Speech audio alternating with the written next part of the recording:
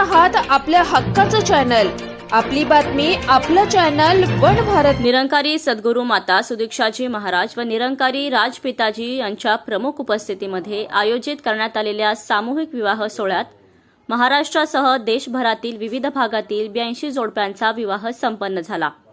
महाराष्ट्राच्या 59व्या वार्षिक निरंकारी संत समागमाची विधिवत सांगता झाल्यानंतर सांगली येथील संत समागम मैदानावर या सोहळ्याचे आयोजन करण्यात आले। नवविवाहित वधूवरांना सद्गुरू माता सुदीक्षाजी महाराज यांनी एकमेकांचा आदर सत्कार करत प्रेमपूर्वक आणि भक्तिभावनेने कर्तव्यांचे पालन करत जीवन व्यतीत करण्याचा आशीर्वाद प्रदान केला व त्यांना शुभेच्छा दिल्या।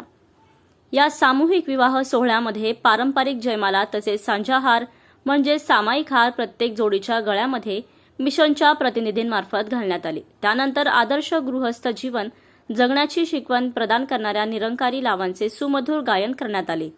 समारोहामध्ये सद्गुरू माताजी व निरंकारी राजपिताजी यांनी वधूवरांवर पुष्पवर्षाव करून आपले दिव्य आशीर्वाद प्रदान केला।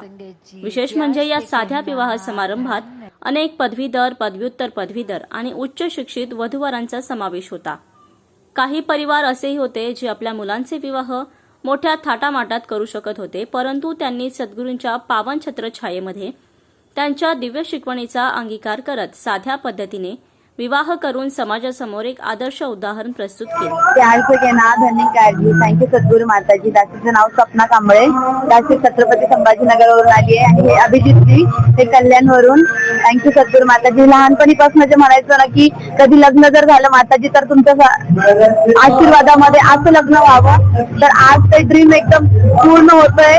तर दासी खूप म्हणजे भाग्यवान असं सौभाग्यवती म्हणतात की फील करते की माताजी थँक्यू, मतलब लखवार करा शुक्राना तुम्ही थोडा आहे माताजी। थँक्यू एवढं पण तुम्ही दिले सेवेमध्ये सत्कर्माने जोडून ठेवा आणि असंच अंतिम श्वासापर्यंत तुमच्या चरणाशी जोडून ठेवा।